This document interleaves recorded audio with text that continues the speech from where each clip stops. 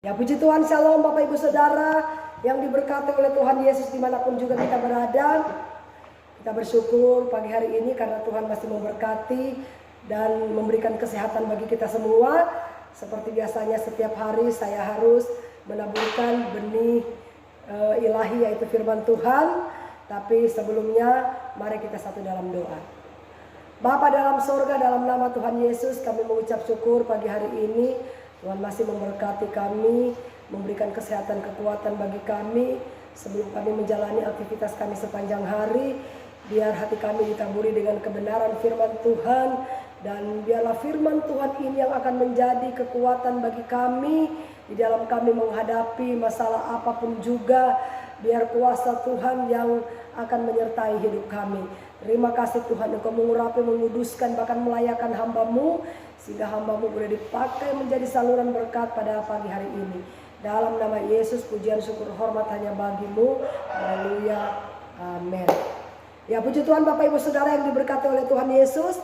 Kita akan membaca Alkitab yang terdapat di dalam Lukas pasal yang ke-15, ayatnya yang ke-18 sampai 19. Demikian bunyi firman Tuhan. Aku akan bangkit dan pergi kepada Bapakku dan berkata kepadanya, Bapa, aku telah berdosa terhadap sorga dan terhadap Bapa. Aku tidak layak lagi disebutkan anak Bapa. Jadikanlah aku sebagai salah seorang upahan Bapa. Haleluya.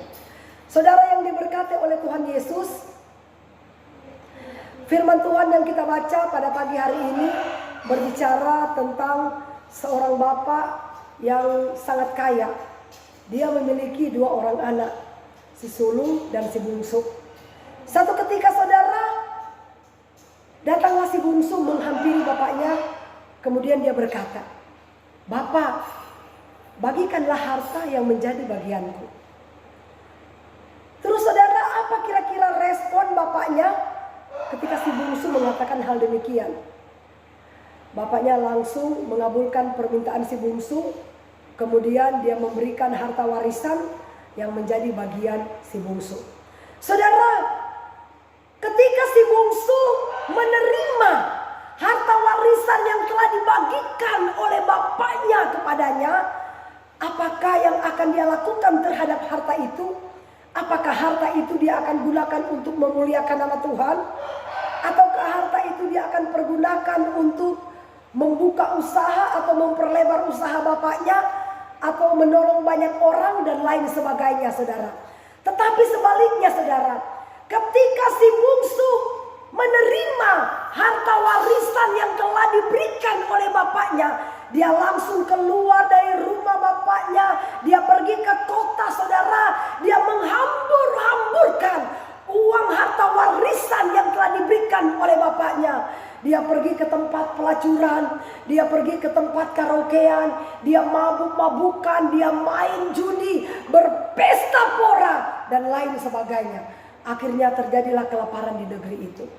Saudara, ketika terjadi kelaparan, habislah harta warisan yang diberikan bapak kepada si bungsu.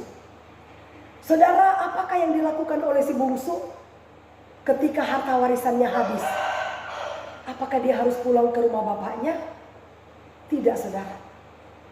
Mungkin dia berpikir, kalau aku pulang ke rumah bapakku, aku malu, aku takut. Jangan sampai bapakku menolak aku. Jalan satu-satunya, dia harus mencari pekerjaan. Saudara, ketika dia mencari pekerjaan, mungkin dia sudah keliling ke sana kemari mencari pekerjaan. Tetapi saudara, satu-satunya pekerjaan yang dia dapat peternak babi. Saudara, betapa malangnya si bungsu ini, ya.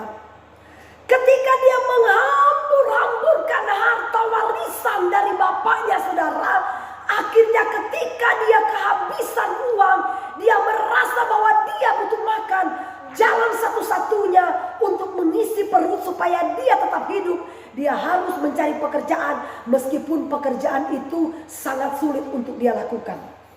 Saudara, ketika dia bekerja menjadi seorang peternak babi, baru di situ dia sadar, ternyata mencari uang itu sangatlah sulit. Ya. mencari sesuap nasi sangat sulit. Ketika dia menjaga babi, saudara sudah capek menjaga babi, ya, dia tidak dikasih makan. Walaupun mungkin itu cuma ampas babi sekalipun, tidak dikasih sama dia. Akhirnya dia mulai berpikir, di rumah bapakku banyak makanan, kenapa aku harus bersusah-susah di tempat ini? Lebih baik aku harus pulang kembali ke rumah bapakku. Apapun yang terjadi, resiko apapun yang akan terjadi, aku tetap harus pulang. Ya. Mungkin bapakku akan menolak aku, mungkin bapakku akan memarahin aku, mungkin bapakku akan memukul aku, dan lain sebagainya. Tetapi aku sudah siap, aku harus pulang. Saudara, ketika si bungsu ini kembali ke rumah bapaknya, ternyata saudara yang dia pikirkan selama ini, ya ternyata salah. Ya. Ketika dia sampai ke tempat bapaknya, pertama-tama kali yang melihat dia adalah pembantunya.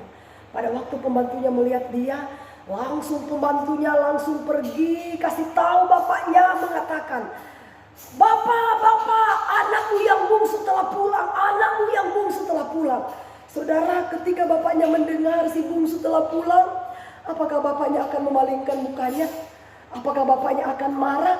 Apakah bapaknya tidak mau menjumpai dia? Tidak, saudara. Ya, pada waktu itu saking gembira, saking senang, bapaknya langsung pergi berlari menjumpai si bungsu. Ketika dia bertemu dengan si bungsu, saudara, dia peluk si bungsu, dia cium si bungsu, saudara. Akhirnya si bungsu mengatakan begini, Bapak, aku tidak layak menjadi anak Bapak. Aku sudah berdosa terhadap Bapa dan terhadap Tuhan. Kalaupun Bapa masih mau menerima aku, jadikanlah saya sebagai orang upahan Bapa. Karena aku tidak layak. Selama ini aku telah menyusahkan Bapa. Aku telah menyakiti Bapa. Bahkan aku telah menghambur-hamburkan uang harta warisan yang Bapa berikan kepadaku. Saudara, tapi apakah respon bapaknya? Dia langsung menyuruh pembantunya untuk buat pesta menyambut anaknya yang bungsu. Akhirnya saudara, apa yang terjadi? Ketika si sulung pulang dari lahan, dia melihat di rumahnya ada buat pesta. Dia tanya kepada pembantu, sedang apa di rumahku? Kok sepertinya ada pesta? Oh iya, karena adikmu si bungsu telah kembali. Saudara, akhirnya apakah yang dilakukan si sulung? Dia langsung berlari menjumpai bapaknya. Kemudian dia protes sama bapaknya. Dia katakan, Bapak, kenapa? Selama ini aku telah mengabdi kepadamu. Aku telah bekerja keras membanting tulang untuk mengabdi kepada engkau. Tetapi aku tidak pernah dibuat pesta sebesar ini. Jangankan pesta, engkau memotong aja aku ternak satu saja, itu pun sulit. Tapi kenapa si bungsu? Dia telah pergi menghambur-hamburkan uang harta warisan. Tetapi setelah dia kembali, engkau malah merayakan dengan pesta semeriah ini. Kenapa Bapak tidak adil terhadap saya? Terus apa kata bapaknya? Anakku, aku mengasihi kalian berdua. Kepunyaanku adalah kepunyaan kalian. Jadi sewajarnya lah, kalau adikmu yang bungsu pergi, ketika dia kembali, sewajarnya lah untuk kita merayakan dan menyambut dia. Ya, saudara, betapa luar biasanya hati Bapak itu. Demikian juga Tuhan. Ya, ketika saudara kita merasa bahwa kita adalah orang jahat, orang berdosa, orang yang jijik di mata Tuhan. Mungkin kita seorang pelacur, mungkin kita seorang pembunuh, mungkin kita seorang pemabuk, mungkin kita seorang penipu dan pendusta dan lain sebagainya. Tapi ketika kita menyadari setiap dosa kita di hadapan Allah, saudara, Tuhan kita adalah Tuhan pengasih dan penyayang. Besar pengampunannya bagi orang yang menyesali dosa-dosanya. Bagi orang yang mau kembali dengan hati yang tulus kepada Tuhan, Tuhan pasti akan menerima kita kembali. Untuk itu mari saudara, sebesar apapun dosa kita, firman Tuhan berkata, walaupun dosamu merah seperti kermisi, Tuhan akan buat menjadi putih seperti salju. Untuk itu saudara, jangan pernah kita berpikir, Tuhan tidak sayang kepada saya. Tuhan pasti membenci saya. Tuhan pasti tidak peduli dengan saya. Karena saya ini orang berdosa. Karena saya ini orang yang jahat di mata Tuhan. Tidak, saudara. Asal kita benar-benar mau sadar dan bertobat sungguh-sungguh. Dengan hati yang tulus kita mau katakan kepada Tuhan, Tuhan, inilah hidupku. Ya. Seberapapun dosa yang kita lakukan di hadapan Tuhan, kita mau mengakuinya dengan hati yang tulus. Maka Bapa yang di sorga pasti akan mengampuni kita. Asal kita menyesal, mau bertobat, dan kembali kepada Tuhan. Amin. Untuk itu mari Bapak Ibu Saudara kita menyadari bahwa sesungguhnya Tuhan kita adalah Tuhan yang pengasih dan penyayang. Dan Tuhan kita adalah Tuhan yang sangat peduli dengan kita. Dan Tuhan kita adalah Tuhan yang sangat sabar menanti anak-anaknya kapan dia akan pulang kembali ke rumah Tuhan. Amin. Haleluya. Tuhan berkati kita semua. Shalom. Mari saudara kita berdoa. Tuhan Yesus, hamba bersyukur. Hamba sudah menyampaikan firman Tuhan.